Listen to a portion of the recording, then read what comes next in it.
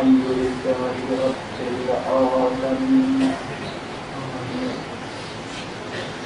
والصلاة والسلام على أشرف الخلائق أجمعين سيدنا وسيد الأولين والآخرين حبيبنا وحبيب إله العالمين إمام المرسلين وخاتم النبيين أبي القاسم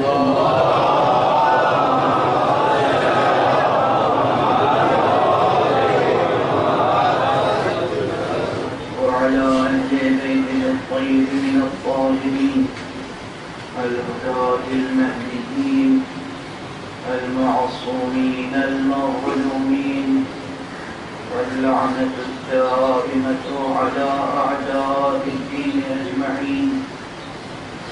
أما بعد فقد قال الله تعالى عز اسمه في محكم كتابه ومتقن خطابه بسم الله الرحمن الرحيم الله لا إله إلا هو الحي القيوم لا تأخذه سنة ولا نوم له ما في السماوات وما في الأرض صدق الله العلي العظيم.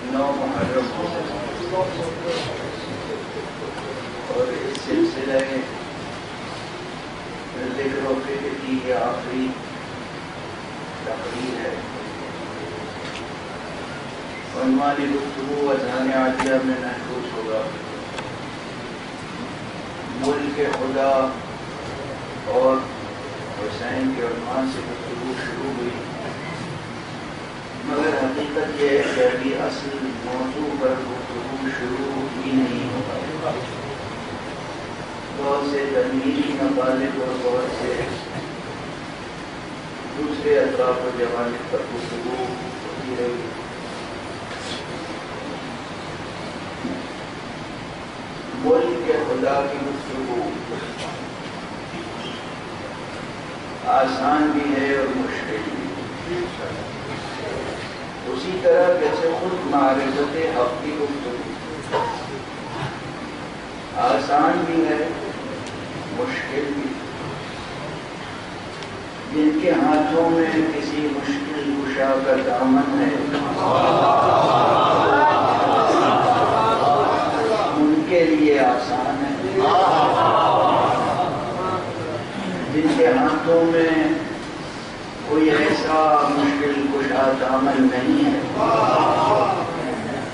ان کے لیے واقعی مشکل ہے. قرآن حکیم میں سورہ مبارکہ حمد سے ہی ملک خدا کا تذکرہ شروع ہو جاتا ہے.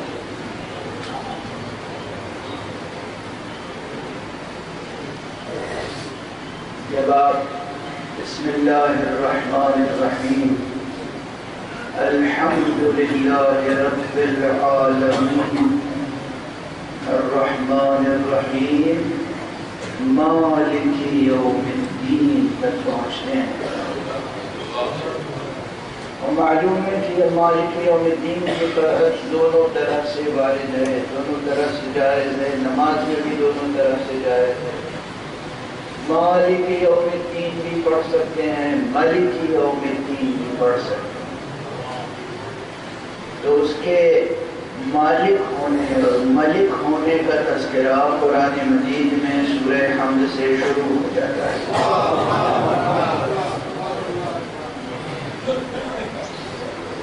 اور سورہ ناس جو آخری سورہ ہے وہاں تک یہ سلسلہ برابر جاری رہتا ہے۔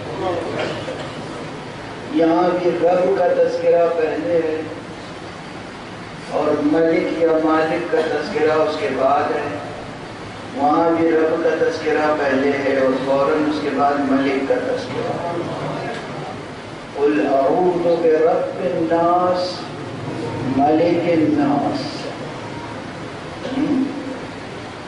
تو اگر ملک خدا اور مالکیت خدا اور ملکیت خدا، ملک خدا اور ملک خدا کی بحث کوئی شروع کرے تو سورہ حمد سے لے کر سورہ والناس تک قرآن مجید میں آیتیں ایک کے بعد ایک رہنمائی کے لیے آگے بڑھتی ہیں۔ ان تمام آیتوں کو جمع کیجئے اور پھر میرا یہ جملہ یاد رکھیے کہ سورہ حمد میں جو مالکیت و ملکیت حق کا بیان ہے اور سورہ ناس تک جس کی تفصیل ہے، وہ پوری تفصیلی جب سمٹتی ہے تو ایک اس لام میں سمٹ آتی ہے جو لہو میں لام موجود ہے۔ لہو ما فی السماوات وما فی الارض، جو کچھ آسمانوں اور زمینوں میں ہے وہ سب اسی کا ہے، اسی کے لیے ہے، مالکیت اسی کی ہے، ملکیت اسی کی ہے، ملکیت اسی کی ہے، جو کچھ ہے ملک اس کی ہے، جو کچھ ہے ملک اس کا ہے۔ اب آپ سمجھیں کتنا پھیلا ہوا مضمون ہے، لیکن پھر وہی کہ پھیلے تو سورہ حمد سے لے کر سورہ ناس تک پھیلتا چلا جاتا ہے، سمٹے تو لہو کے لام میں سمٹ آتا ہے۔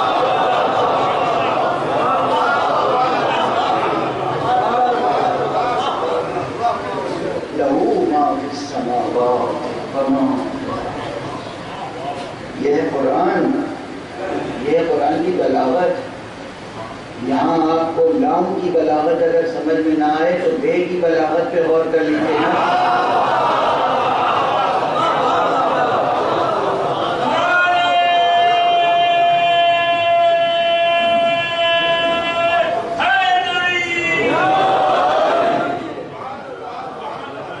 مگر ذہن عالی میں وہ محفوظ نہیں ہے روایت میں، اس میں بیان کیا گیا ہے کہ جو کچھ کل قرآن میں ہے وہ سورہ حمد میں ہے، جو کچھ سورہ حمد میں ہے وہ آیہ کریمہ بسم اللہ میں ہے، جو کچھ آیہ کریمہ بسم اللہ میں ہے وہ ایک بائے بسم اللہ۔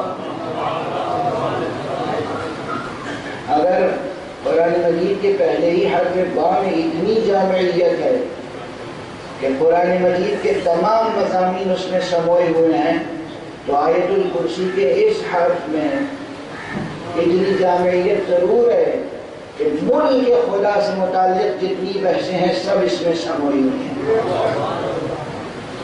لو ما فی السماوات وما فی الارض۔ اب پھر وہی کل کی طرح بات کہوں گا، آج آخری گفتگو ہے، موضوع میں نے چھیڑا ہے، مکمل کرنا آپ کا کام ہے۔ ارض کے معنی دیکھیے کیا ہے۔ لفظ ارض، لہو ما فی السماوات وما فی الارض، سماء کے کیا معنی ہیں؟ یہ جب جمع کی شکل میں ہو سماوات تو اس کے کیا معنی ہوں گے؟ ارض کے کیا معنی ہیں؟ لغت میں کیا معنی ہیں؟ اصطلاح قرآنی میں کیا معنی ہیں؟ سائنس کی زبان میں کیا معنی ہیں؟ فلسفے کی زبان میں کیا معنی ہیں؟ حکمت اسلامی میں کیا معنی ہیں؟ عرفانی استعاروں میں کیا مفاہیم ہیں؟ سمجھ میں آ رہی ہے بات؟ آپ خود جستجو کیجیے گا، خود نکتے پیدا کیجیے گا، خود آپ کی طبیعت بالیدہ ہوگی، خود واہ واہ سبحان اللہ کہیے گا۔ سبحان اللہ جب کہتے ہیں تو کس کے لیے کہتے ہیں؟ میرے لیے، اپنے لیے؟ سبحان اللہ، اللہ کے لیے کہتے ہیں نا، سبحان اللہ۔ کیا کہنا اس پروردگار کا، کیسا پاک ہے، کیسا منزہ ہے، کیسا مقدس ہے وہ جو ہمارا مالک ہے، جو ہمارا بادشاہ ہے، جو ہمارا خالق بھی ہے، پالنے والا بھی ہے۔ اسی نے ہمیں پیدا کیا اور پلٹ کے ہمیں اسی کے پاس جانا ہے۔ ملک خدا کی وسعت نامتناہی ہے، کوئی ملک خدا کی حدیں بتا نہیں سکتا، نہیں بتا سکتا کوئی ملک خدا کی حدیں۔ جہاں تک ملک خدا ہے وہ رب العالمین ہے، وہاں تک اس کا حکم بھی نافذ ہے اور اس کا نظام بھی قائم ہے۔ وہ ایسا بادشاہ نہیں ہے کہ بادشاہ کی جغرافیائی حدیں تو بہت دور دور تک ہیں لیکن بادشاہت قلعے میں سمجھی ہوئی، ایسا نہیں۔ سمجھ رہے ہیں؟ اس بات کو سمجھیں۔ اہل ایمان کے لیے پھر کہوں گا، اہل ایمان کے لیے سمجھنا آسان ہے، بہت آسان ہے، لیکن جو ایمان میں راسخ نہیں ہے ان کے لیے مشکل ہے۔ میں سمجھتا ہوں مشکل ہے، فکری مشکل ہے، عملی مشکل ہے، علمی مشکل ہے، وجدانی مشکل ہے، ہر طرح کی مشکل۔ میں صرف مشکلات ہی کا بیان کروں تو ابھی 10-12 مجلسیں اور ہو جائیں۔ خدا کی سمجھنے میں مشکلات کیا ہیں، ملک خدا کو سمجھنے میں ایک مسلمان کے لیے بھی مشکلیں کیا کیا ہیں، مسلمان کے لیے کیا کیا مشکل۔ کلمہ لا الہ الا اللہ زبان سے کہنے کے بعد اس کلمے کو دل تک پہنچانا کتنی بڑی اور لمبی مسافت کو طے کرنے کے برابر ہے۔ زبان سے لا الہ الا اللہ کہنا اور دل تک پہنچانا آسان نہیں ہے۔ میں اپنی طرف سے کچھ نہیں گزارش کر رہا ہوں، یہ آیت آپ کو پہلے بھی سنا چکا ہوں، پھر مکرر سنا رہا ہوں۔ ہر فرد سوچے کہ پیغمبر اکرم صلی اللہ علیہ وسلم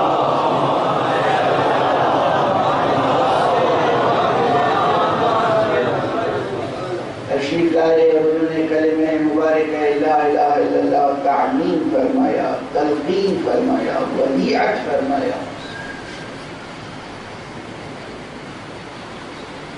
اور جب لوگ لا الہ الا اللہ کہتے ہوئے سامنے آئے اور انہوں نے کہا یا رسول اللہ ہم ایمان لے آئے، تو حضرت حق نے کیا فرمایا؟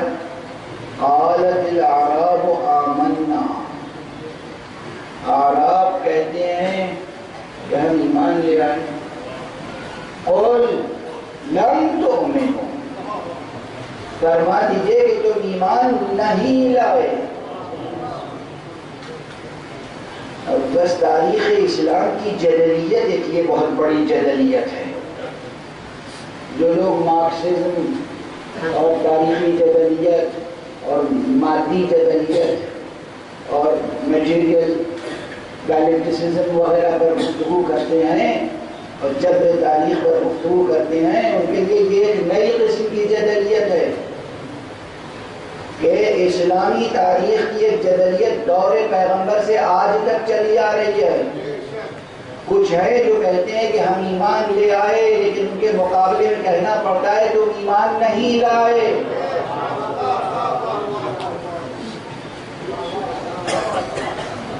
جب جدلیت ہے کہ کہنے والا کہہ رہا ہے ہم ایمان لے آئے، جواب دیا جا رہا ہے تم ایمان نہیں لائے۔ بڑی بحث ہے یہاں، علمی بحث بھی ہے، تاریخی بحث بھی ہے۔ بس میں صرف فہرست وار عنوان گناتا چلا جا رہا ہوں۔ سوچئے قالت الأعراب آمنا قل لم تؤمنوا ولكن قولوا أسلمنا ولما يدخل الإيمان في قلوبكم. تم ایمان نہیں لائے ہو بلکہ تم یہ کہو کہ ہم اسلام لے آئے ہیں اور ابھی ایمان تمہارے دلوں میں داخل نہیں ہوا. یہ وہی بتا سکتا ہے نا جو دلوں کی خبر رکھتا ہو.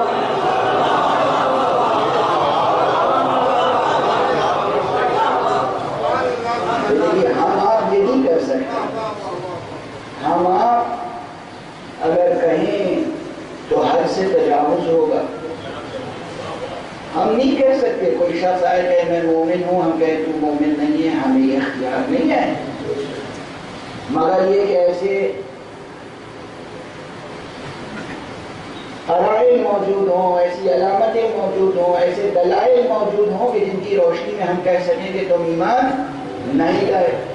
مثلا کوئی شخص اپنے ایمان کا اعلان کر رہا ہو اور ہر دوسرے صاحب ایمان کے ایمان کا انکار کر رہا ہو.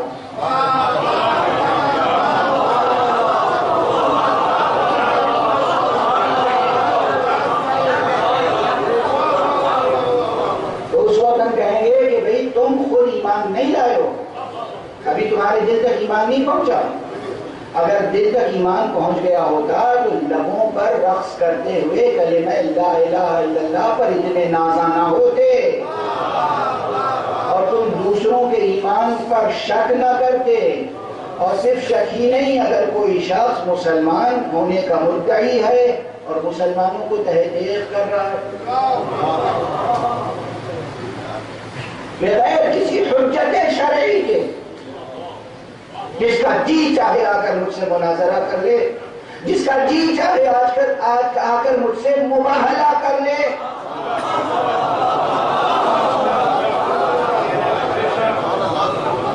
آج جو لوگ لا الہ الا اللہ اور اللہ اکبر کہہ کر دوسرے مسلمانوں کا گلا کاٹ رہے ہیں کسی حجت شرعی کی بنا پر، کوئی دلیل شریعت کسی بھی فقہ کی روشنی میں، کسی بھی فقہ کی روشنی میں، مگر یہ کہ یہود نے کوئی نئی فقہ بنا کے دے دی ہے.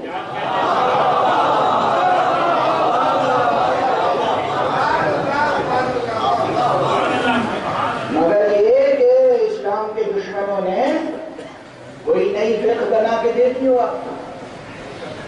ورنہ کوئی جواز نہیں ہے. ایک مسلمان کا دوسرے مسلمان کو قتل کرنا حرام ہے. ایک چھوٹا سا فقرہ بس عرض کر کے آگے بڑھوں. دیکھیے میرا تعلق کسی سیاست سے نہیں ہے، کسی حزب سے نہیں ہے. میں کوشش کرتا ہوں کہ اگر کوئی سیاست ہو تو بس سیاست الہیہ ہو، اگر کوئی سیاست ہو تو سیاست اسلام ہو، سیاست محمدیہ ہو. کوئی سیاست ہو تو سیاست قرآن ہو، کوئی سیاست ہو تو سیاست علویہ ہو، کوئی سیاست ہو تو سیاست حسنیہ ہو، کوئی سیاست ہو تو سیاست حسینیہ ہو، کوئی سیاست ہو تو سیاست ثقلین ہو.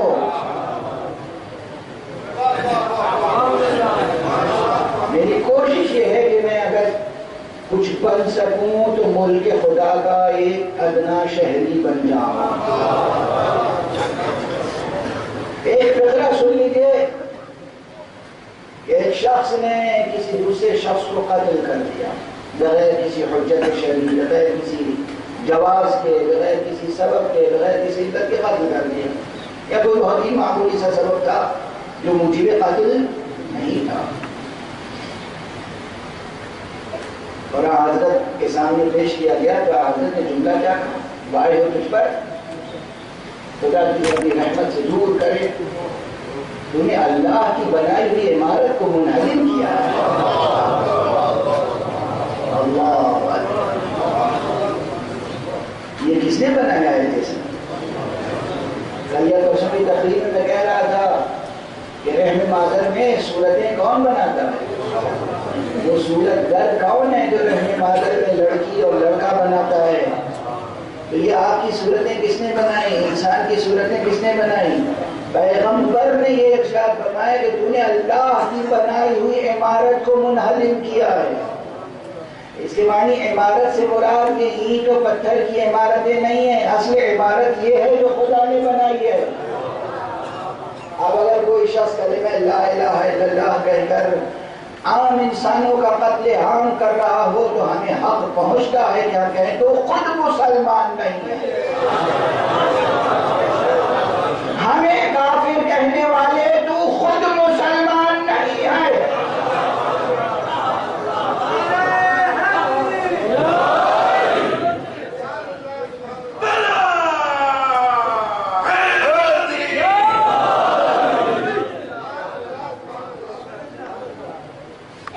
لیکن ہم تبھی کہہ سکتے ہیں جب ہمارے پاس قرائن ہوں، دلائل ہوں، ثبوت ہوں، امارات ہوں، اشارات ہوں، علامات ہوں.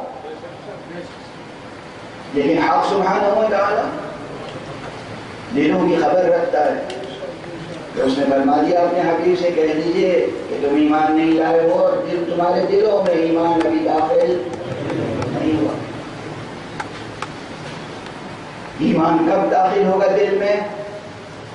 جب ہم اپنے دل میں خدا کے علاوہ کسی اور کو نہ بسائیں. مسلمان ہوں خدا سے محبت کر کے تو دیکھو، خدا کو دل میں بسا کے تو دیکھو، پھر دیکھو خدا کیسا اقتدار تمہیں عطا کرتا ہے زندگی میں. پھر دوہراؤں گا یہ جملہ، یہاں اس منبر پر اس سال کی آخری مجلس ہے اور یہ تو خدا ہی بہتر جانتا ہے کہ آئندہ مجھے وہ کس منبر پر اور کہاں شرف ذکر مولا عطا فرمائے گا. ہم تو بندے ہیں، حکم کے بندے ہیں.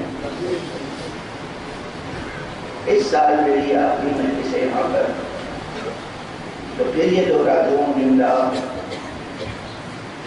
کہ نماز و مجلس شبیر کا ہے ایک مزاج.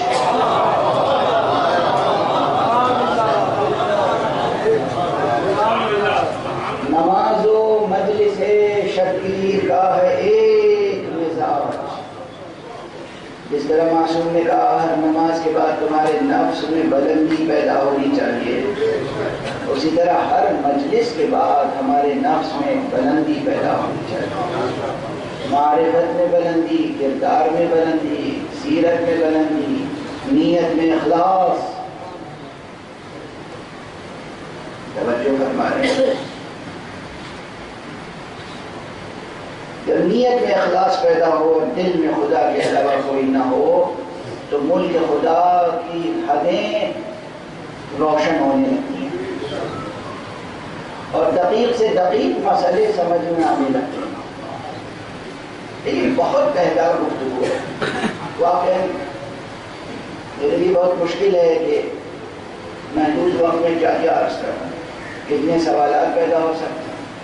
ایک طرف یہ مسئلہ ہے کہ کائنات میں جو کچھ ہے ہر شے مل کے خدا ہے اور ہر شے پر مل کے خدا قائم ہے. اقتدار الہی قائم ہے، نافذ ہے.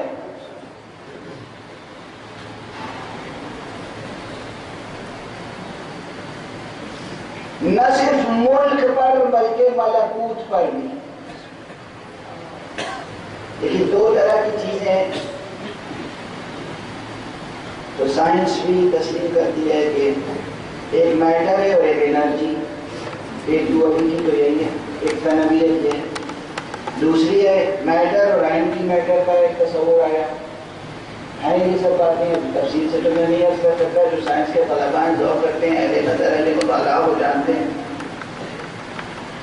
ہم ایک ظاہر کے قائل ہیں، ایک باطن کے، ایک جسم کے قائل ہیں، ایک روح کے. ہم ایک عالم مرئی ہمارے سامنے ہے جو ان آنکھوں سے نظر آ سکتا ہے، ایک عالم نامرئی ہے جو ان آنکھوں سے نظر نہیں آ سکتا، صرف عقل کی آنکھوں سے نظر آ سکتا ہے. خود سائنس یہ تسلیم کرتی ہے کہ بعض چیزیں اس آنکھ سے نظر نہیں آ سکتی. اور اس محدود کائنات میں بعض چیزوں کا کمال یہ ہے کہ وہ اس آنکھ سے نظر آئے، اور بعض چیزوں کا کمال یہ ہے کہ وہ اس آنکھ سے نظر نہ آئے. جس شے کا کمال یہ ہے کہ وہ اس آنکھ سے نظر آئے، وہ نظر نہ آئے تو نقص ہے.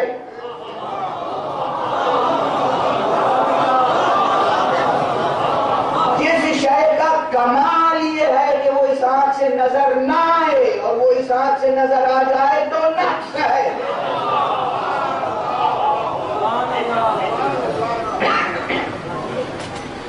نقص اور کمال اس کائنات میں یہ بھی ریلیٹیو ٹرمز ہیں، یہ بھی ریلیٹیو ٹرمینالوجی ہیں. بہرحال جیسے میٹر اور اینٹی میٹر ہے، جیسے میٹر اور انرجی ہے، اسی طرح عوالم کی بہت سی سطحیں ہیں اور بہت سے اقسام اور مراتب اور درجات ہیں عالم کے، عوالم کے، وجود کے، ہستی کے. مگر مثلا اہل عرفان کیا آپ دیکھیں وہ کہتے ہیں کہ لاہوت ہے، جبروت ہے، ملکوت ہے، ناسوت ہے، کون جامع ہے. یہ اصطلاحیں موجود ہیں. یہ تمام کی تمام اصطلاحیں بعین ہی قرآن مجید میں مشکل سے ملے گی، مگر دو اصطلاحیں جو ہیں قرآن میں، ایک ہے ملک اور ایک ہے ملکوت. یہ دونوں اصطلاحیں قرآنی ہیں. توجہ رکھیے گا، علمی بحث ہے، فلسفیانہ بحث ہے، لیکن آپ تو عادی ہو گئے ہیں میرے اس ستم کے. دو کلمات قرآن مجید میں، ملک اور ملکوت. خدا کی قسم ہماری جانیں نثار ہو جائیں حسن و فصاحت و بلاغت کلام باری تعالیٰ پر کہ اس نے دونوں جگہوں، دونوں مقامات کا بیان کس انداز سے کیا ہے. ملک کا بیان بار بار ہوا، ملکوت کا بیان بھی بار بار ہوا. ملک و ملکوت یہ سب ملک کے خدا میں شامل ہے. سورہ تبارک کا مطلع پڑھیے، بسم اللہ الرحمن الرحیم. تبارک الذی بیدہ کیا ہے؟ بیدہ الملک وهو على كل شيء قدير الذي خلق الموت والحياة ليبلوكم أيكم أحسن عملا. ایک ایک کلمے پر اور سیاق عبارت پر اگر گفتگو کیجیے تو دیکھیے اس زمان و مکان میں، اس عالم ہستی میں، اس عالم مرئی میں، اس عالم مدرک و محسوس میں حیات کے مقابلے میں موت ہے. اس لیے جہاں ملک کا تذکرہ ہوا وہاں موت و حیات کا تذکرہ ہوا. تبارک الذی بیدہ الملک وهو على كل شيء قدیر الذی خلق الموت والحیات. ملک کا بیان ہے، ملک کے حوالے سے بیان ہے تو موت و حیات کا تذکرہ آ گیا. توجہ ہے. دار آخرت کیا ہے؟ وَإِنَّ الدَّارَ الْآخِرَةَ لَهِيَ الْحَيَوَانِ. دار آخرت میں موت نام کی کوئی شے نہیں ہے، حیات ہی حیات ہے. یہ دوئی، یہ ثانویت، یہ ڈوئلٹی یہاں ہے، مگر دار آخرت میں حیات ہی حیات ہے. وَإِنَّ الدَّارَ الْآخِرَةَ لَهِيَ الْحَيَوَانِ. قرآن مجید کی آیت یہ بھی ہے، جہاں ملک کا ذکر ہوا وہاں موت اور حیات کا ذکر آ گیا. جہاں آخرت کا بیان ہے صرف وہاں صرف حیات کا اعلان ہے. توجہ ہے. اچھا، سورہ ملک میں کہا گیا تبارک الذی، تبارک الذی، تبارک الذی. خود بھی ذرا اس کی لذت تو محسوس کیجیے. کلام محبوب کی شیرینی تو محسوس کیجیے. تبارک الذی بیدہ الملک وَهُوَ عَلَى كُلِّ شَيْءٍ قَدِيرٌ. یہاں بھی ید کا لفظ ہے اور ملک کا.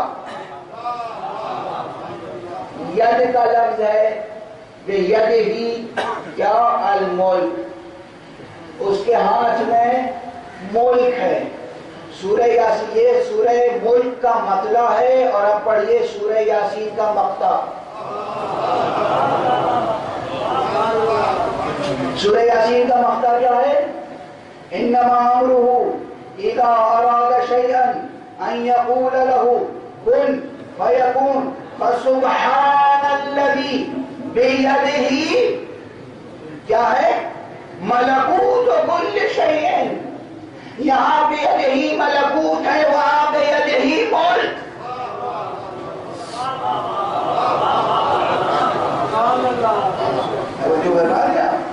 صرف اشارے ہیں، صرف اشارے ہیں، صرف اشارے ہیں۔ یہاں بیدہ ملکوت، وہاں بیدہ ملک۔ اب اندازہ ہوا کہ ملک سے لے کر ملکوت تک ملک خدا ہے، ملکوت سے لے کر ملک تک، ملک سے لے کر ملکوت تک ملک خدا ہے۔ مگر ایک بات کی طرف غور فرمائیے، جہاں بیدہ ملکوت کل شیء کہنا تھا، وہاں پہلے سبحانیت کا اعلان ہوا، فسبحان الذی بیدہ ملکوت کل شیء۔ اور جہاں ملک کا تذکرہ تھا، وہاں تبارک الذی کہا گیا۔ خدا کی قسم، یہ ہے اعجاز قرآن، یہ ہے اعجاز قرآن۔ جہاں ملکوت کا ذکر ہے، وہاں سبحانیت کا ذکر ہے۔ جہاں ملک کا تذکرہ ہے، وہاں تبارک کا کلمہ استعمال ہوا۔ دونوں میں فرق کیوں ہے؟ ید دونوں جگہ شامل ہے۔ فسبحان الذی بیدہ ملکوت کل شیء، اور وہاں تبارک الذی بیدہ الملک، ید ہے ملک۔ یہاں بھی ید ہے، وہاں بھی ید ہے، توجہ رکھیے گا۔ مگر ید سے پہلے وہاں تبارک کہا، یہاں سبحانہ کہا۔ فرق کیوں آ گیا؟ کیوں آ گیا؟ یوں ہی بے سبب۔ قرآن مجید میں جو کلمہ جہاں رکھا جاتا ہے، جہاں رکھا گیا ہے، اس کلمے سے نہ جانے کتنے دلائل، کتنے براہین، کتنے مطالب، کتنے دقائق، کتنے رقائق، کتنے حقائق سامنے آتے ہیں۔ انبیاء کے لیے حقائق ہیں، اولیاء کے لیے دقائق ہیں، عقلاء کے لیے رقائق ہیں، عوام الناس کے لیے ظاہری حقائق اور دقائق ہیں۔ یہ تمام ایک ایک کلمے میں کیا کیا سمویا ہوا ہے۔ یہاں کہا گیا فسبحان الذی بیدہ ملکوت کل شیء، وہاں کہا گیا تبارک الذی بیدہ الملک وہو علی کل شیء قدیر۔ ملک اس عالم ظاہر پہ اطلاق ہوتا ہے۔ یہ جو نظر آتا ہے، یہ زمین، یہ آسمان، یہ سورج، یہ چاند، جو کچھ نظر آ جائے نگاہوں سے، یا اس میں نظر آنے کی صلاحیت ہو، نظر آنے کے قابل ہو، چاہے نظر نہ آئے، نظر آنے کے قابل ہو چاہے نظر نہ آئے، وہ سب شامل ملک ہے۔ اور جو نظر آنے کے قابل ہی نہ ہو چشم سر سے، جسے صرف چشم عقل دیکھ سکتی ہو، چشم باطن دیکھ سکتی ہو، وہ سب دائرہ ملکوت میں ہے۔ حق سبحانہ و تعالیٰ کا اقتدار ملک سے ملکوت تک پھیلا ہوا ہے، اور جب ملک سے ملکوت تک پھیلا ہوا ہے تو جہاں پر اقتدار ہوگا وہاں اس کے لائق انتظام ہوگا۔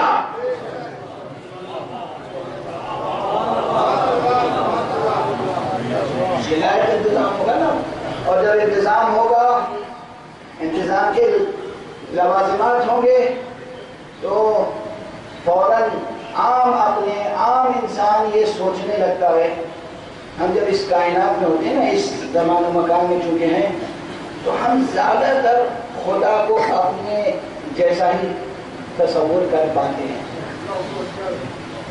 زیادہ تر۔ یہ ذہن انسانی کی ایک مجبوری ہے، اور اسی لیے مرحوم علامہ جمیل مظہری نے یہ مطلب فرمایا تھا جو مجھے بہت پسند ہے اور کبھی کبھی توحیدی مباحث میں ذکر کر دیا کرتا ہوں. فرمایا کہ صفات بخشے، مکان بخشے، جگہ جگہ ایک حرم بنایا. صفات بخشے، مکان بخشے، جگہ جگہ ایک حرم بنایا. ہماری صورت گری نے آخر خدا کو بھی ایک صنم بنایا. ہماری صورت گری نے آخر خدا کو بھی ایک صنم بنایا. تو چونکہ ہماری صورت گری کا بھی داخل ہے بہت سے مباحث میں، اس لیے کہ پروردگار خود اپنے اوصاف اور اپنے خصوصیات اور اپنے کمالات اور اپنے قواعد اور معاملات اور مسائل کو بیان کرتا ہے، تو وہ جو کلمہ استعمال فرماتا ہے اس کی اہمیت ہوتی ہے. توجہ فرمائیں. جب ملک کا بیان ہوا تو تبارکہ کا کلمہ آیا، جب ملکوت کا بیان آیا تو سبحانہ کا. چونکہ ملکوت وہ عالم ہے جو مادی نہیں ہے. جب مادی نہیں ہے تو وہاں وہی ذات کار فرما ہو سکتی ہے جو خود بھی مادی نہ ہو. جو مادی نہ ہو، جو جسم رکھتا ہو، وہ ان اشیاء پر حکمرانی نہیں کر سکتا جو جسم نہیں رکھتی.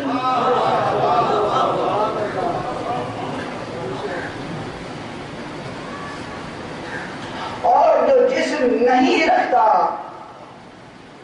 وہ دونوں اشیاء پر حکمرانی کر سکتا ہے، چاہے وہ جسم رکھتی ہو یا جسم نہ رکھتی ہو، مگر اس میں یہ قدرت ہونی چاہیے، یہ طاقت ہونی چاہیے، وہ ایسا علیم اور قدیر ہونا چاہیے کہ جسم رکھنے والی ہر شے کی ضرورت کو سمجھتا ہو اور اس کو پورا کرنے کے وسائل خلق کر سکتا ہو.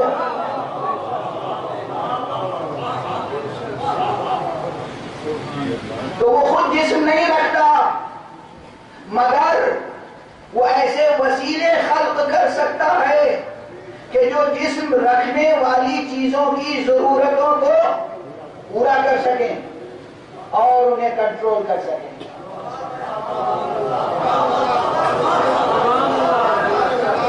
توجہ فرما رہے ہیں آپ. ملک اور ملکوت دونوں اس کے حدود اختیار و اقتدار میں ہیں. عالم ملک پر بھی اقتدار اللہ کا، عالم ملکوت پر بھی اقتدار اللہ کا، دونوں پر اس کا یکساں اقتدار. وہ خود جسم نہیں رکھتا. میں نے لفظ کن کے بارے میں یہی اسی ممبر پہ گزارش کی تھی. یہ تو ہمارے سمجھانے کے لیے یقول لہ کن فیکون، وہ کہتا ہے. کیسے کہتا ہے؟ ہماری طرح کہتا ہے. جیسے ہم کہتے سنتے ہیں ویسے ہی وہ کہتا سنتا ہے؟ نہیں. ہم زبان سے کہتے ہیں، کان سے سنتے ہیں. ہم جس شے سے کہتے ہیں اس شے سے سن نہیں سکتے. ہم جس آلے سے سنتے ہیں اس آلے سے بول نہیں سکتے. پروردگار جس واسطے سے سنتا ہے اسی واسطے سے بول سکتا ہے.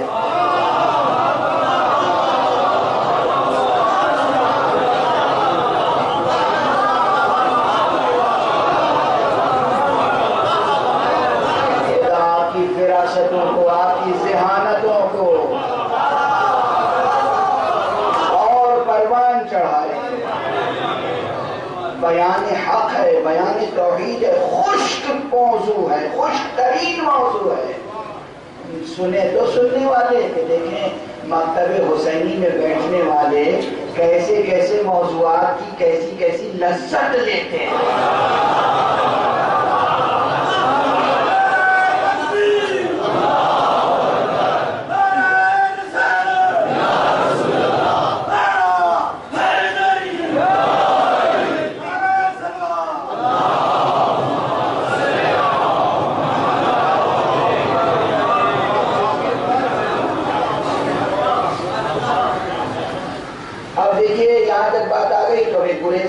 باقی بحثیں آپ کا چھوڑیں. مطالعہ کیجیے گا، سوچیے گا، اور جہاں دشواری پیش آئے، یعنی کتاب کی عبارت سمجھ میں نہ آئے، یا خطیب کا فقرہ سمجھ میں نہ آئے، یا آپ کی فکر خود الجھنے لگے، وہاں کیا کیجیے گا؟ وضو کر کے مصلی بچھا دیجیے گا۔ پروردگار ہمیں کون علم دے گا؟ علم تو تیری صفت ہے۔ علم کہیں کتاب میں ہوتا ہے؟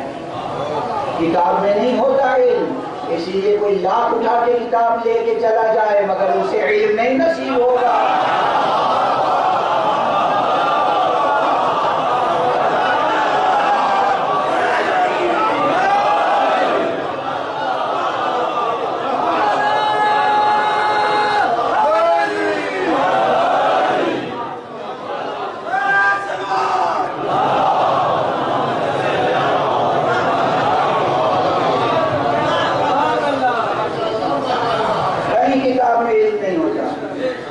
کتاب میں سیاہی ہوتی ہے، کتاب میں روشنائی ہوتی ہے، کتاب میں ورق ہوتا ہے، کاغذ ہوتا ہے، کتاب میں کچھ نقش بنے ہوتے ہیں، کچھ لکیریں، کچھ نقطے، بس کتاب میں علم نہیں ہوتا۔ اسی لیے کتاب لے لینے والوں نے بھی جب بھی مشکلیں پڑی تو گئے کہاں؟ چاہیں یا نہ چاہیں جانا پڑتا ہے باب علم کے۔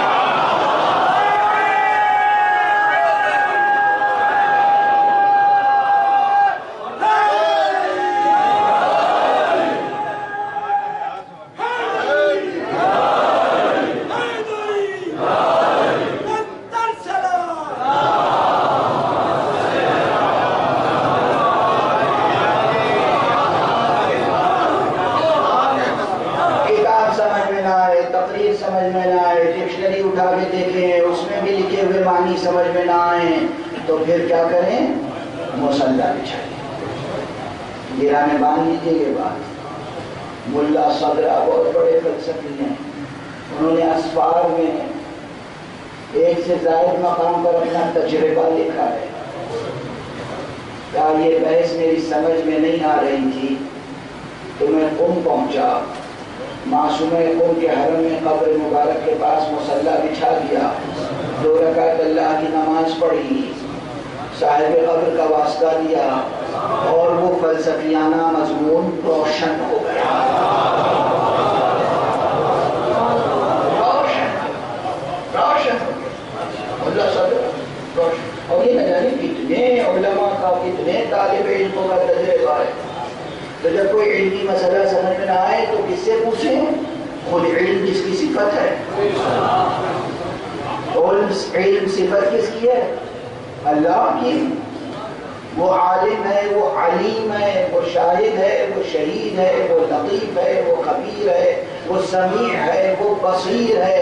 یہ عالم ہونا، علیم ہونا، شہید ہونا، بصیر ہونا، سمیع ہونا، یہ سب اس کے علم کے استعارے ہیں۔ علم اس کی صفت ذات ہے، تو جس کی صفت اسی سے التماس، اسی سے درخواست۔ پروردگار ہمیں علم کون دے گا؟ اور خود قرآن مجید میں اس نے وعدہ کیا ہے۔ کیا کہا ہے وعدہ؟ سورہ بقرہ کے آخر میں، بالکل آخر میں، قرآن مجید کی جو طویل ترین آیت ہے، اس آیت میں ایک چھوٹا سا فقرہ، اتقوا اللہ ویعلمکم اللہ، تم اللہ کا خوف کرو، اللہ کا لحاظ کرو، اللہ کے لیے تقوی اختیار کرو، اللہ تمہیں تعلیم دے گا۔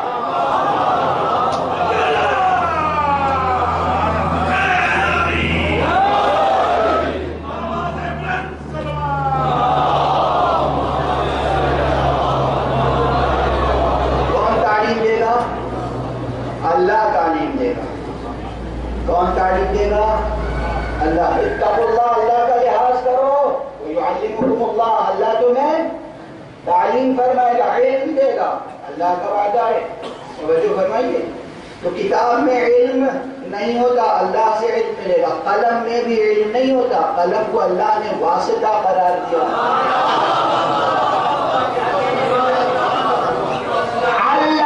علامہ میں فاعل ہے خدا، بالقلم مفعول ہے انسان، اور یہ بالقلم یہ ہے واسطہ۔ کہاں کہاں وسیلے کا انکار کرو گے؟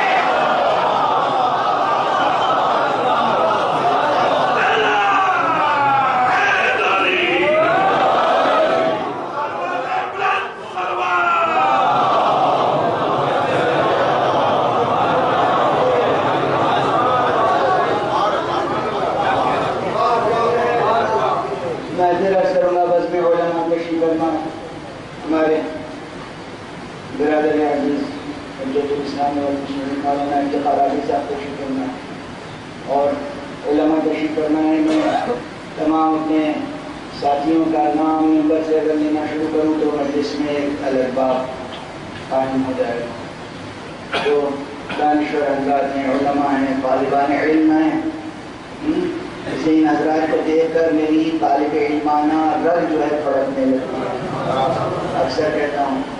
اور وہ اس لیے تاکہ ہم آپ دونوں مل کر جستجو کریں. جب بھی جستجو میں کہیں تھکن کا احساس ہو بس مسلح بچھا دیجیے، ٹھیک ہے. پروردگار شرح صدر فرماتا ہے، مسائل کھل کے سامنے آ جاتا ہے. یہ جو مسئلہ یہاں اس وقت سامنے آ گیا کہ یہاں ہے تبارکہ اور وہاں ہے سبحانہ، اس کے کیا معنی؟ بلا وجہ تھوڑی 8 دن تک میں صفات ثبوتیہ اور صفات سلبیہ کی یاد دہانی کراتا رہا. سبحانہ میں بھی ساری صفات سلبیہ سمٹی ہوئی ہیں اور تبارکہ میں صفات ثبوتیہ سمٹی ہوئی ہیں. جب ملک کی بات ہوئی تو تبارک الذی بیدہ الملک کہا، اور جب ملکوت کی بات ہوئی تو سبحان الذی بیدہ ملکوت کل شیء فرمایا. کیونکہ ملکوت مادی نہیں ہے، غیر مادی عالم ہے، تو وہاں مادیات اور مادے اور مادیات کی نفی لازمی ہے، جسم و جسمانیت کی نفی لازمی ہے، مکان و مکانیت کی نفی لازمی ہے، زمان و زمانیات کی نفی لازمی ہے. اگر یاد آئے تو میں بس اشارہ کر دوں کہ یہ سبحانہ اور کہاں کہاں آیا ہے؟ ہر اس جگہ جہاں یہ احتمال ہو سکتا ہے کہ انسان خدا کو جسم سمجھنے لگے، خدا کو ایک جہت میں قرار دے دے، خدا کو ایک مکان اور محل میں قرار دے دے، وہاں پروردگار سبحانہ کا کلمہ استعمال فرماتا ہے. اسی لیے یہاں جب ملکوت کی بات ہوئی اور اس سے پہلے کہا گیا اپنے ید کا کلمہ آیا تو اس سے پہلے کہا سبحانہ. بالکل ویسے ہی جیسے معراج کا تذکرہ جہاں ہوا، اسراء کا تذکرہ جہاں ہوا، کس طرح ذکر کیا ہے پروردگار نے؟ سورہ مبارکہ اسراء کا مطلع یاد ہے نا؟ سبحان الذی اسری بعبدہ لیلا من المسجد الحرام الى المسجد الاقصى الذي باركنا حوله لنريه من آیاتنا انه هو السمیع البصیر. آیت شروع ہوئی سبحانہ سے، چونکہ معراج پیغمبر کا تذکرہ تھا. پیغمبر کو یہاں اس دنیا میں لوگوں نے جسم کے ساتھ دیکھا، پیغمبر کو مکان میں دیکھا، پیغمبر کو زمان میں دیکھا، پیغمبر کے وجود مبارک و مقدس کو حدود زمان و مکان میں دیکھا، آپ کی شخصیت کو ایک محدود اسٹیج پر دیکھا. اب اس بندے کو پروردگار لے جا رہا ہے ایک خاص سفر پر، تو یہ نہ سمجھا جائے کہ جیسے یہ ہے ویسا ہی وہ ہے. وہ بھی جسم رکھتا ہے، وہ بھی مکانی ہے، وہ بھی زمانی ہے، وہ بھی ایک جہت میں ہے، وہ بھی ایک سمت میں ہے. سمت کو، جہت کو، مکان کو، زمان کو، جسم کو، جسمانیت کو، ان سب کی نفی کرنے کے لیے، یعنی صفات سلبیہ کو ذہن نشین کرنے کے لیے کلمہ سبحانہ استعمال ہوا.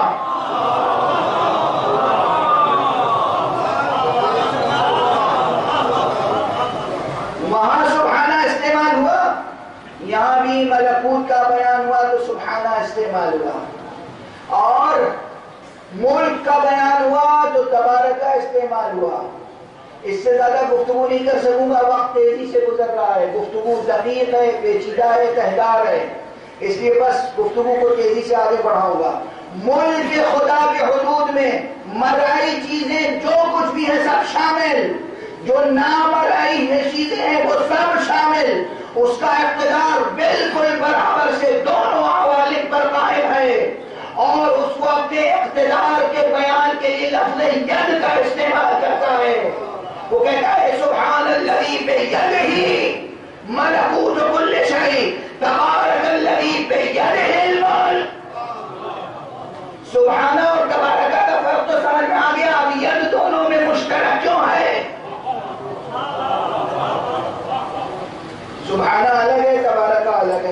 سبحانہ کا اپنا عالم، تبارک کا اپنا عالم، ادھر ملک کا اپنا عالم، ملکوت کا اپنا عالم، لیکن یہ ید دونوں میں جوں کا توں کیسے شریک ہے؟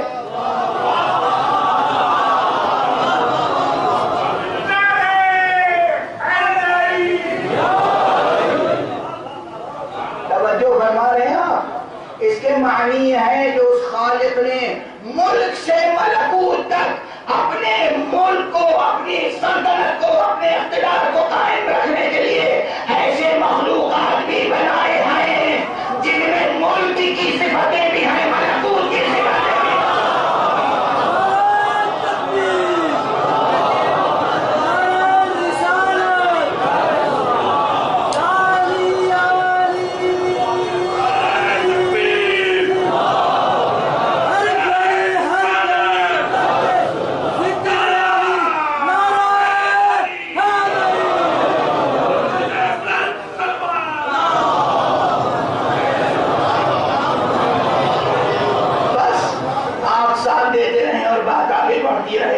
اس لیے تاکہ یہ عنوان کسی حد تک شروع تو ہو جائے۔ ملک خدا اور حسین، ملک خدا میں ملک بھی شامل ہے، ملکوت بھی شامل ہے۔ تو ملک اور ملکوت دونوں پر اقتدار الہی نافذ کرنے کے لیے ایسے وجودات مقدسہ ہونے چاہیے جن میں ملکی صفات بھی ہو، ملکوتی صفات بھی ہو۔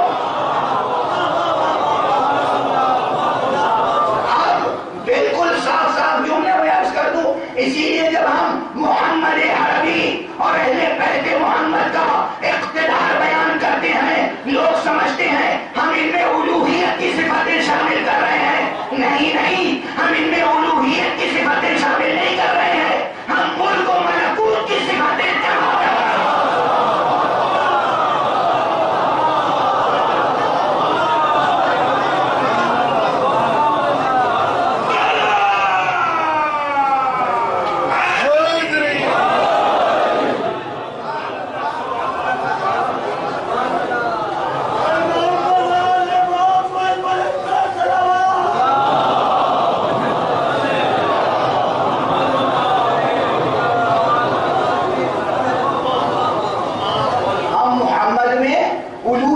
نہیں دیکھتے، مگر یہ ضرور دیکھتے ہیں کہ اللہ نے ان میں ملکی صفت بھی رکھی ہے، ملکوتی صفت بھی رکھی ہے۔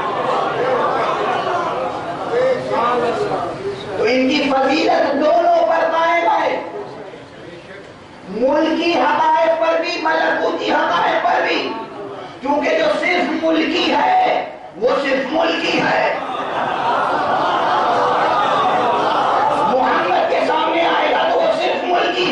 محمد ملکی بھی ہے، ملکوتی بھی ہے۔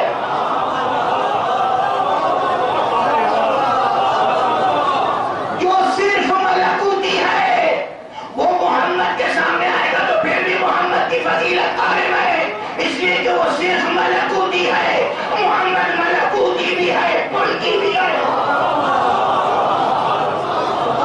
اسی لیے جو لحاظ کر دو، محمد عربی وہ حقیقت ہے کہ جس کے سامنے نہ کوئی انسان آ سکتا ہے، نہ کوئی فرشتہ آ سکتا ہے۔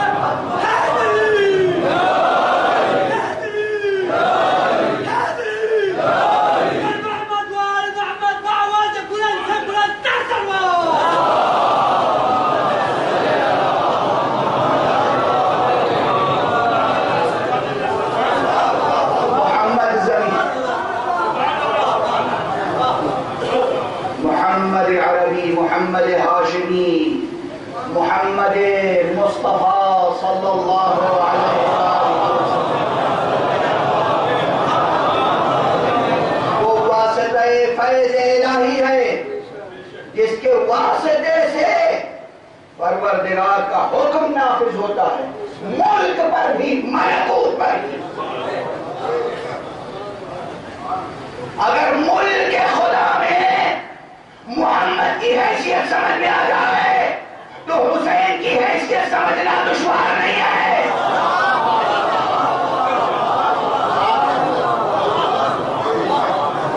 ملک کے خدا میں محمد کی کیا حیثیت ہے؟ واسطہ فیض الہی ہے محمد۔ پھر سنیے گا، ہم محمد میں الوہی صفتیں نہیں دیکھتے، ہم محمد میں دیکھتے ہیں کہ ملکی صفتیں بھی ہیں، ملکوتی صفتیں بھی ہیں۔ یہ وہ واسطہ فیض حق ہے جس کے واسطے سے اس حق سبحانہ و تعالیٰ کا حکم ملکوت پر بھی نافذ ہوتا ہے، ملک پر بھی نافذ ہوتا ہے۔ اس کا اقتدار بواسطہ محمد، بوسیلہ محمد ملک پر بھی قائم ہے، ملکوت پر بھی قائم ہے۔ اگر یہ بات سمجھ میں آ جائے تو پھر جہاں جہاں پیغمبر کہیں یہ میرا نفس ہے، یہ مجھ سے ہے، میں اس سے ہوں، حسین میرا مجھ سے ہے، میں حسین سے ہوں، یہی حدیث ملک خدا میں حسین کے اقتدار کو بھی بیان کرتی ہے۔ صلوات پڑھیں محمد۔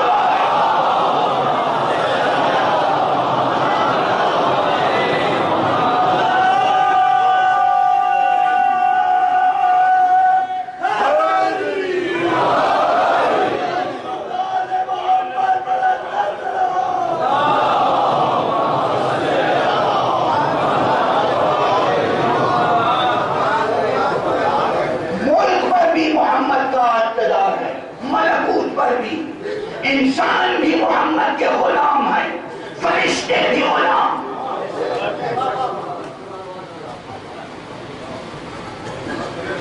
اور جس طرح فرشتے اور جن و انس و ملائکہ سب خدمت گزار مصطفیٰ ہیں، اسی طرح سب خدمت گزار علی مرتضیٰ ہیں، اسی طرح سب خدمت گزار فاطمہ زہرا، اسی طرح سب خدمت گزار حسن مجتبیٰ ہیں، اسی طرح سب خدمت گزار حسین ہیں۔ یہ بات سمجھنے سے تعلق رکھتی، سمجھ میں نہیں آتی ہے تو سمجھنے کی تھوڑی سی کوشش تو کریں۔ بغیر برہان، بغیر دلیل، بغیر استدلال رد نہ کیجیے۔ بغیر دلیل کے کسی علمی حقیقت کا رد کر دینا بھی شرک ہے۔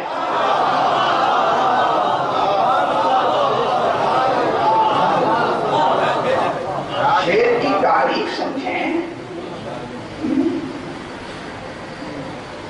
حسین ملک خدا میں اقتدار حسین، ملک خدا اور حسین کا رشتہ تب سمجھ آئے، ملک خدا میں مصطفیٰ کا رشتہ سمجھ آئے، ملک خدا میں مرتضیٰ کا رشتہ سمجھ میں آئے۔ ہاں نبوت ختم ہے مصطفیٰ کا، جو بعد محمد ابن عبداللہ کسی کی نبوت کا قائل ہو وہ بھی کافر ہے، اس میں کوئی شک نہیں۔ جو بھی بعد محمد ابن عبداللہ صلی اللہ علیہ وسلم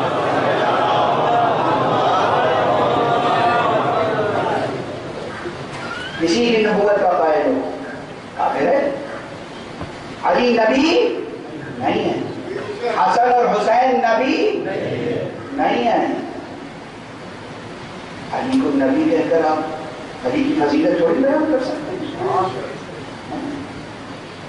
علی علی ہیں، نبی نبی ہیں، محمد نبی، نبوت ان کے ختم، رسالت ان پر امام، وہ امام المرسلین، وہ خاتم النبیین۔ لیکن اس کے ساتھ انہیں ایک عہدہ اور حاصل ہے، امامت اور نبوت کا عہدہ، اور امامت اور ولایت کا عہدہ۔ پیغمبر کے زمانے میں کون ہے امام کائنات کا؟ نبی رسول ہے، امام کوئی اور نہیں۔ نبی رسول ہے، نبی اور رسول محمد ہے، ولی کوئی اور ہے؟ ممکن ہے یہ بات؟ رسول، نبی، ولی، امام سب ایک ساتھ ہیں۔ کون؟ محمد بن عبداللہ صلی اللہ علیہ وسلم۔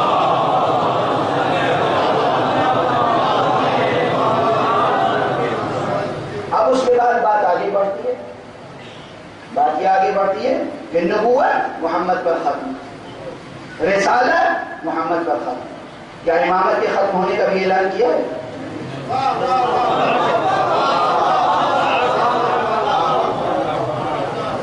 ولایت کے ختم ہونے کا بھی اعلان کیا نہیں کیا، بلکہ اس کے برعکس نبوت کے ختم ہونے کا اعلان کیا، ولایت کے جاری رہنے کا اعلان کیا۔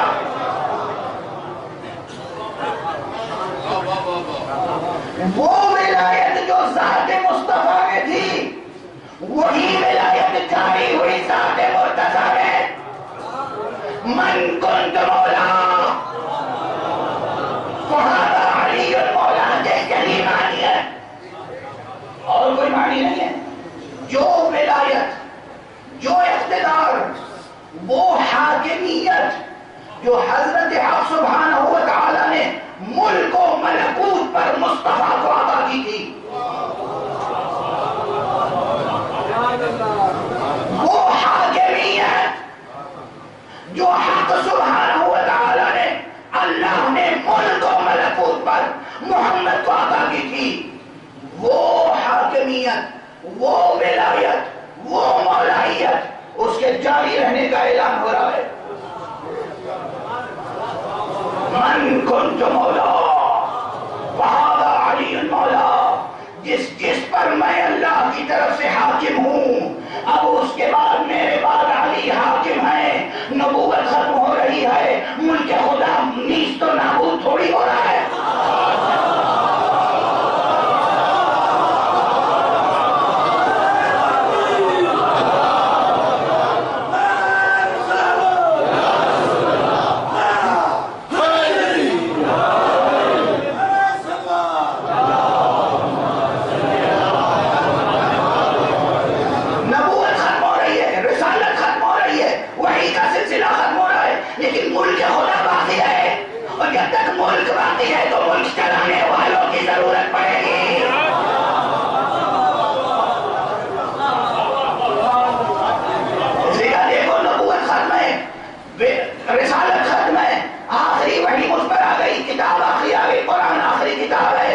مگر یہ بڑا اقتدار جو مجھ کو اللہ نے دیا ہے، جب تک یہ قائم ہے اللہ کا ملک،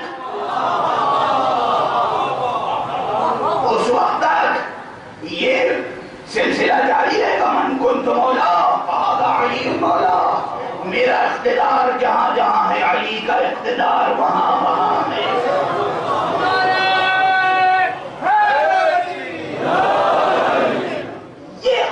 کا جو سلسلہ ہے، اور یہ سلسلہ نہ قلعہ چاہتا ہے، نہ محل چاہتا ہے، نہ تخت چاہتا ہے، نہ تاج چاہتا ہے۔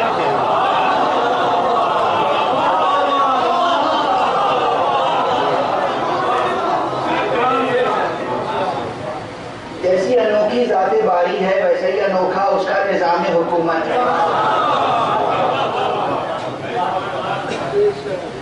کچھ لوگ ایسے ہوتے ہیں کہ سر پہ جب تک تاج ہے بادشاہ ہیں، تاج اتر جائے تو بادشاہ ختم، جب تک تخت زیر قدم ہے تو بادشاہ ہیں، قدم کے نیچے سے تخت سرک جائے تو بادشاہ ختم ہیں۔ یہ وہ ہستیاں ہیں کہ تخت اور تاج کی محتاج نہیں ہے۔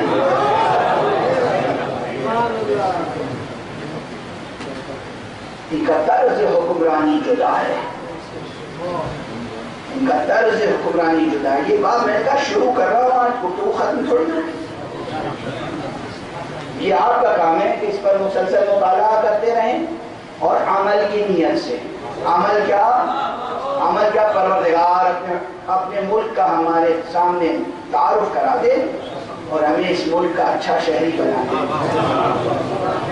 کہ ہم تیرے کسی حکم کو پامال نہ کریں، تیری کسی مرضی کے خلاف نہ جائیں، تیری پسند کی خلاف ورزی نہ کریں، جو تیری پسندیدہ چیزیں ہیں انہیں ہم بھی پسند کریں، یہ تیری ناپسندیدہ چیزیں ہیں ان سے ہم بھی پرہیز کریں. اس طرح سے ملک خدا کا علم حاصل کریں اور ملک خدا کے حکمرانوں کا علم حاصل کریں. یہ انبیاء اپنے اپنے دور میں ملک خدا کے حکمران ہیں، مگر یہ ایک نظام عجیب ہے. خدا کی قسم ذرا ساتھ دے دیجیے، ایک صلوات پڑھیں.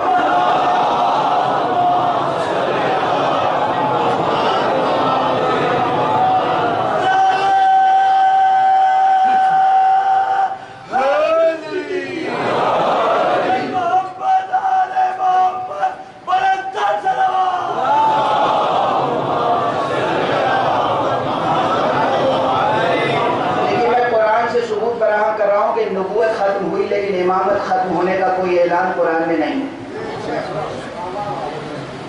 کیا وہی مشہور ہے ختم نبوت پہ جو آیتیں موجود ہیں، ختم نبوت پہ آیت موجود ہے، سورہ احزاب میں موجود ہے، پیغمبر کا اعلان ہے، مگر امامت کے جاری رہنے کا بیان قرآن میں موجود ہے، ایک شرط کے ساتھ کہ اللہ کا قرآن مجید میں جو لوگ کہتے ہیں کہ امامت قرآن میں نہیں ہے، نظریہ امامت قرآن میں نہیں ہے، ہمارے استاد گرامی قدر علامہ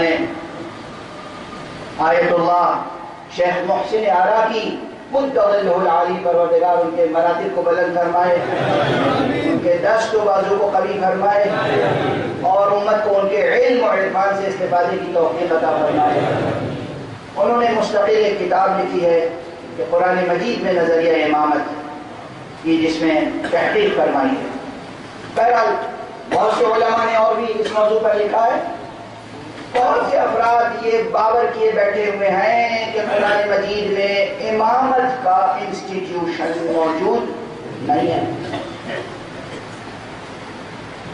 لیکن ایک آیت بھی کسی چیز کے بارے میں ہو تو کافی ہوتی ہے بات. یہاں تو ایک سے زیادہ آیتیں موجود ہیں اور سب سے واضح بیان اسی ایک آیت میں سامنے آ جاتا ہے جو جناب ابراہیم کے تعلق سے ہے. سورہ بقرہ ہی میں ہے، سورہ بقرہ کی غالباً آیت نمبر 124 ہے غالباً.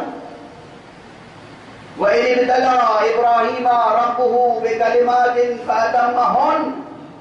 اللہ سبحانہ و تعالیٰ نے ابراہیم کی آزمائش کی، امتحان لیا، مبتلا کیا انہیں، اور ابراہیم علیہ السلام نے امتحان میں کامیابی حاصل کی تو حق نے کیا فرمایا؟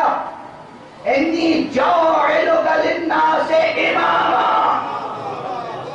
اے ابراہیم میں تمہیں تمام انسانوں کے لیے امام بنا رہا ہوں.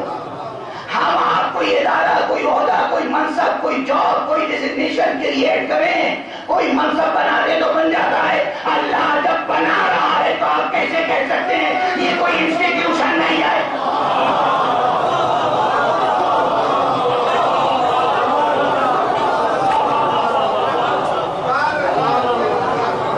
کیسے بنا سکتے ہیں؟ اللہ کیا کہہ رہا ہے؟ انی جاعلن، میں بنا رہا ہوں. انی جاعلک، میں بنا رہا ہوں تمہیں کیا؟ للناس اماما، انسانوں کے لیے امام. اب پروردگار یہ امام کیا بنا رہا ہے تو وہیں اسی آیت میں امامت کی وضاحت ایک اور انداز سے ہوئی. پروردگار نے فرمایا یہ میرا خاص عہد ہے.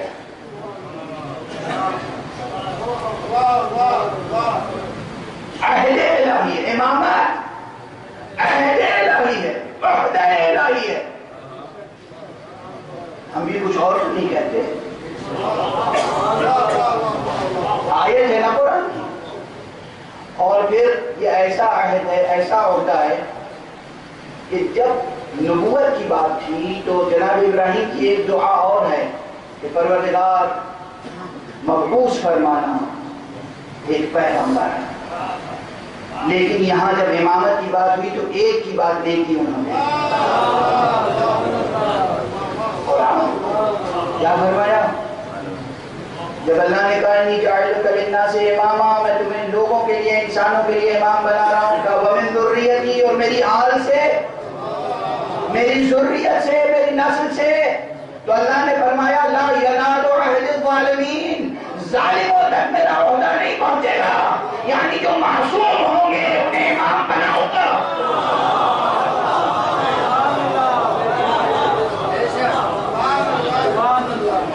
یہ جو امام حسین علیہ السلام کے نام مبارک کے ساتھ امام لگتا ہے نا، یہ کسی اور معنی میں امام نہیں ہے۔ جیسے آپ کسی کو بھی امام کہہ دیں ایسے ہی حسین کو امام کہیں، یہ گستاخی ہے۔ آپ اس قرآنی مفہوم میں امام کہیں گے، اس الہی مفہوم میں امام کہیں گے۔ حسین امام ہے اس مفہوم میں جس مفہوم میں ابراہیم امام ہے۔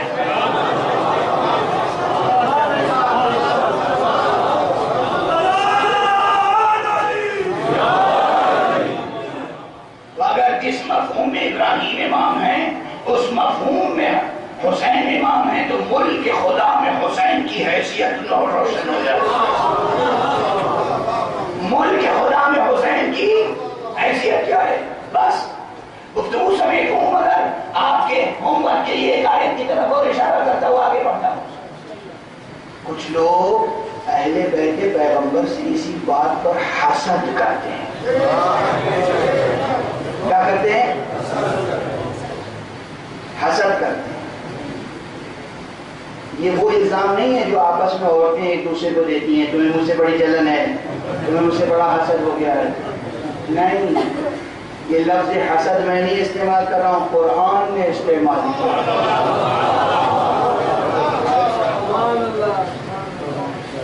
ہم یحسدون الناس علی ما آتاہم اللہ من فضلہ، سورہ مبارکہ النساء میں ہے غالباً، اگر میرا حافظہ اس وقت صحیح کام کر رہا ہے۔ سورہ النساء میں ہے کہ کیا لوگوں سے حسد کرتے ہیں یہ لوگ، کیا ان لوگوں سے یہ لوگ حسد کرتے ہیں جنہیں اللہ نے اپنے فضل سے سرفراز کیا ہے۔ اب یہ نہیں آگے چلیے، فَقَدْ آتَيْنَا آلَ ابراہیم الکتاب والحکمہ، ہم نے آل ابراہیم کو کتاب عطا کی اور حکمت عطا کی۔ بات یعنی ختم نہیں ہوئی، وَآتَيْنَاهُمْ مُلْكًا عَظِيمًا، اور ہم نے ملک عظیم عطا کیا ہے۔ اگر یہ ملک سمجھ میں آ جائے تو ملک خدا میں حسین سمجھ میں آ جائے۔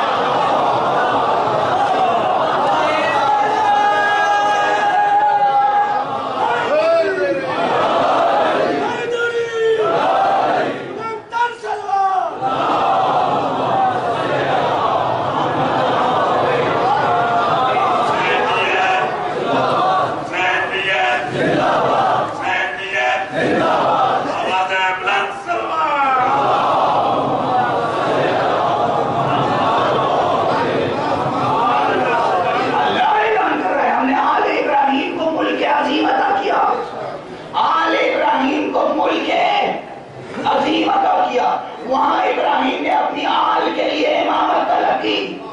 وہاں معصوم جو آل میں معصوم ہوں گے، خطا کار نہیں ہوں گے، ظالم نہیں ہوں گے، ان کو امامت دینے کا، عہدہ الہی دینے کا وعدہ کیا گیا صاف صاف۔ ایکسپلیسٹلی یہ بیان ہے، اس سے زیادہ واضح کیا بیان ہوگا؟ اور یہاں ملک عظیم عطا کرنے کا اعلان سورہ دہر پڑھ لیجئے، وہاں ملک کبیر عطا کرنے کا اعلان۔ اس عظیم نے انہیں ملک عظیم عطا کیا، اس کبیر و اکبر نے انہیں ملک کبیر عطا کیا۔ اللہ نے اپنے ملک کی کا اقتدار حسین کو عطا کیا ہے۔ تم کچھ بھی کر لو، نہ حسین سے اقتدار لے سکتے ہو نہ حسین والوں سے۔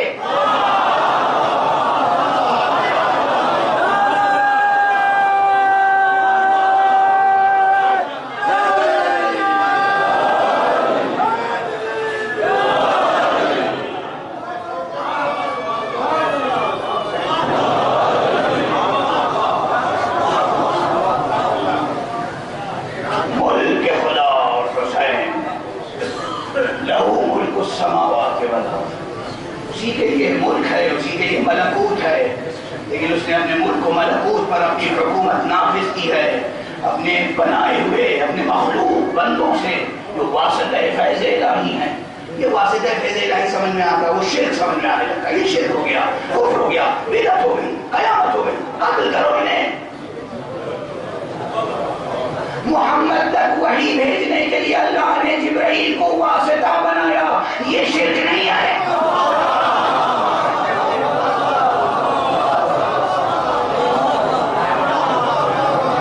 وحی کیا ہے؟ یہ بھی تو ایک فیض الہی ہے۔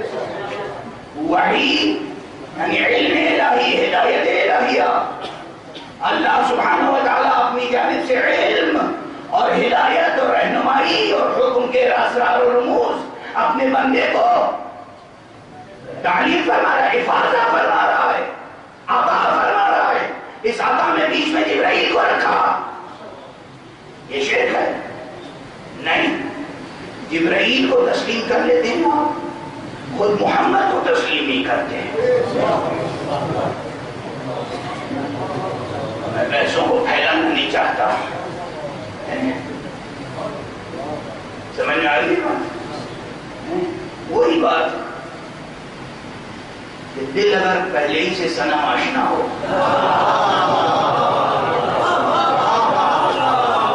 تو کیا کیا جا سکتا ہے؟ کیا جا سکتا ہے؟ ہر ایک کو قبول کر لیں گے، محمد کو قبول نہیں کر سکتے، ہر ایک کو قبول کر لیں گے، آل محمد کو قبول نہیں کر سکتے۔ بس اسی کیفیت کا نام تو ہے ناصبی ہونا۔ نہیں کہتے، آپ خود اپنے نفس کا محاسبہ کر لیجئے گا۔ محمد اگر دل میں جگہ نہ پائیں، آل محمد اگر دل میں جگہ نہ پائیں، اسی کا نام منافقت ہے، اسی کا نام ناصبیت ہے، اسی کا نام تکبر ہے۔ یہی وہ چیز ہے جو انسان کو کفر تک پہنچاتی ہے۔ بس گفتگو تمام کی میں ختم، اب طاقت ہی نہیں ہے، پڑھ کیا پڑھوں گا۔ حسین ملک خدا کا وہ حکمران ہے، وہ بادشاہ ہے جس کی بادشاہت کا بعض اہل باطن اور اہل صفا نے اعتراف کیا ہے، یہ کہہ کر شاہ است حسین، بادشاہ است حسین۔ یہ شاعری نہیں ہے، یہ ملک خدا میں حسین کے اقتدار کا اعتراف ہے۔ بس گفتگو ختم ہو گئی۔ آج 9 محرم ہے، اس اداخانے میں آج آخری مجلس ہے، طاقت میری ختم ہو چکی ہے، مگر آج کم سے کم مجھے 2 شہادتوں کا بیان کرنا ہے۔ ایک، وہ سب سے بڑی قربانی حسین کی جو بظاہر بہت چھوٹی نظر آتی ہے،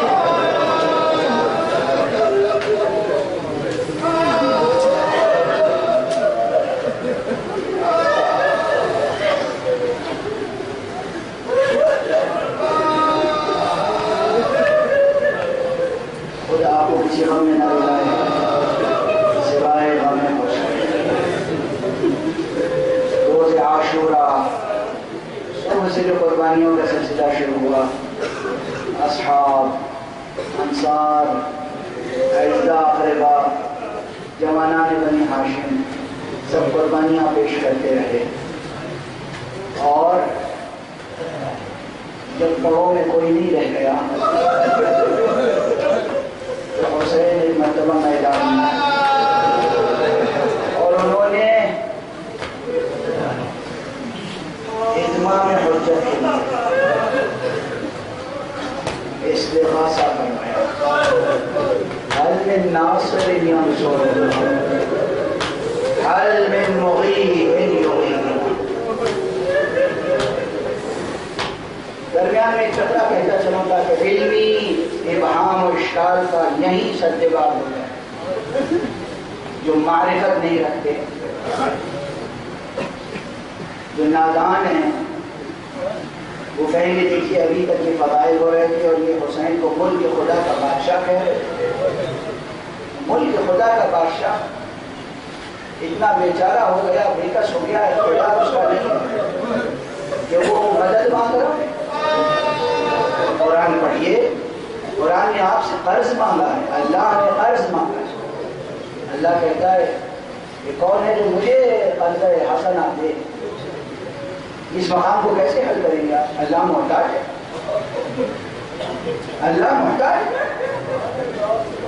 وہ آپ جیسے پست فطرتوں سے قرض مانگ رہا ہے۔ وَمَن يُقْرِضُ اللَّهَ قَرْضًا حَسَنًا، اللہ کو کون ہے جو قرض دے؟ نصرت طلب نہیں کی ہے اللہ نے؟ کون ہے جو اللہ کی نصرت کرے؟ انصار اللہ کی بات نہیں ہے قرآن میں؟ اللہ نے جس طریقے سے قرآن میں قرض مانگا ہے اور نصرت طلب کی ہے، اسی طرح حسین ترجمان حق ہے۔ حسین نصرت طلب کر رہا ہے اللہ کی طرف سے، اللہ کی طرف سے۔ حل من ناصر ینصرنا، ہے کوئی مدد کرنے والا جو ہماری مدد کرے؟ حل من مغیث یغیثنا، کوئی فریاد رس ہے جو ہماری فریاد پر فریاد رسی کرے؟ کہیں سے کوئی آواز نہیں آئی مگر خیمے سے رونے کی آواز۔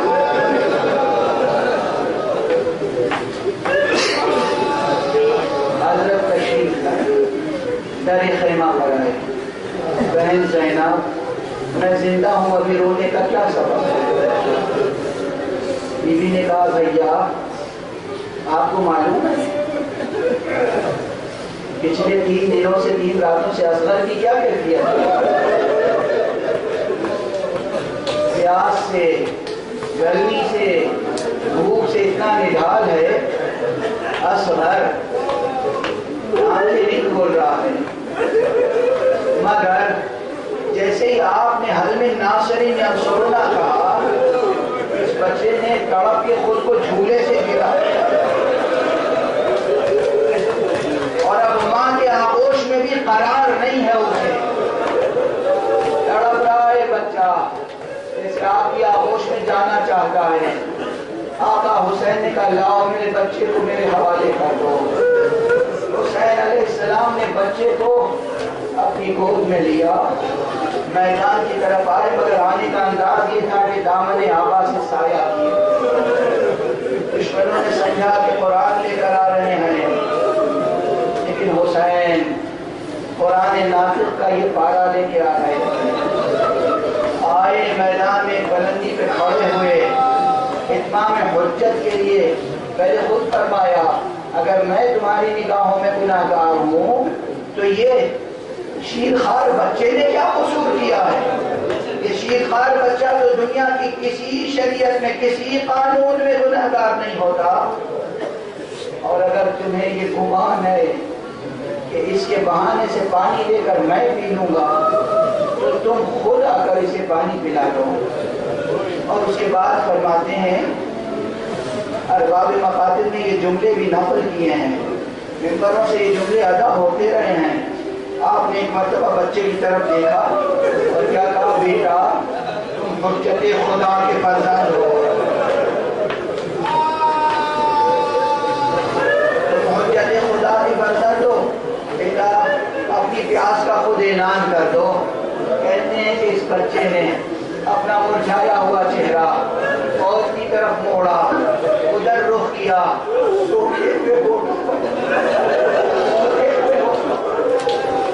خشک زبان پھیرنا شروع کی۔ یہ ایسا مرقع تھا کہ پتھر دل بھی پگھلتے رہ گئے۔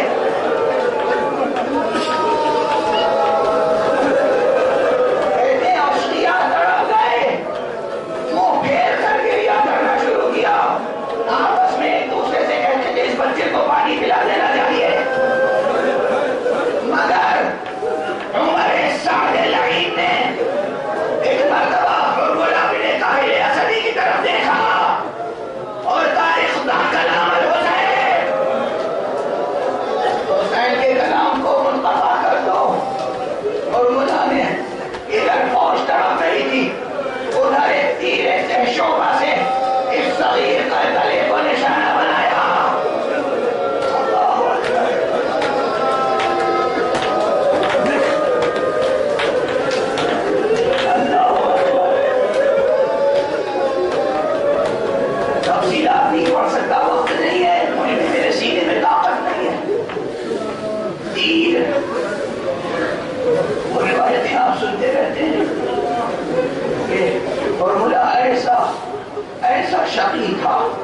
اور ایسا ماہر تھا اپنے فن میں، کبھی اس کا نشانہ خطا نہیں ہوتا تھا.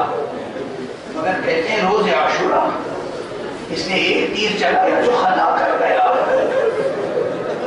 دوسرا تیر چلایا خطا کر گیا، تیسری مرتبہ جو تیر چلا ہے اس ایک تیر نے دو کو زخمی کیا. صغیر کا گلا چھلا اور صغیر اپنے بابا کے بازو میں بے بس ہو کے رہ گیا اور اپنے دونوں ننھے ننھے ہاتھوں سے بابا کے گلے میں حوالے ہو گیا.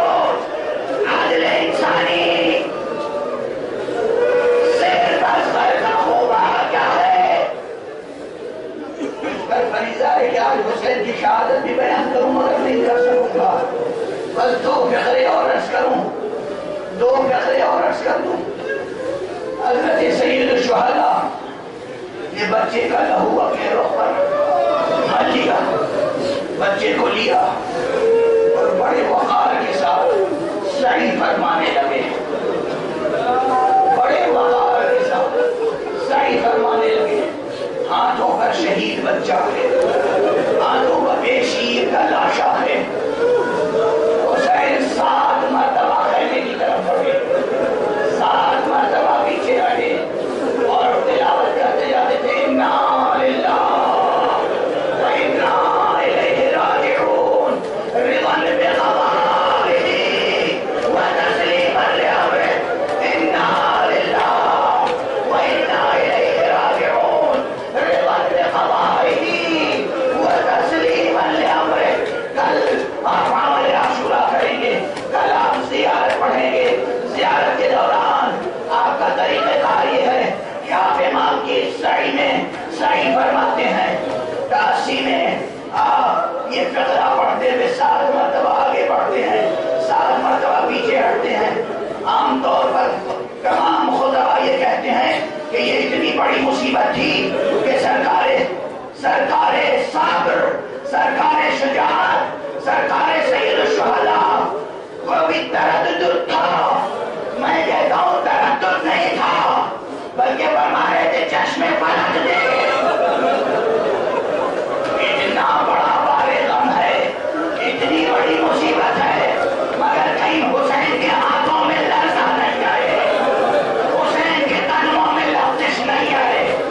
حسین 7 مرتبہ آگے بڑھے، 7 مرتبہ پیچھے ہٹے، پھر در خیمہ پہ پہنچے اور انتہائی متانت کے ساتھ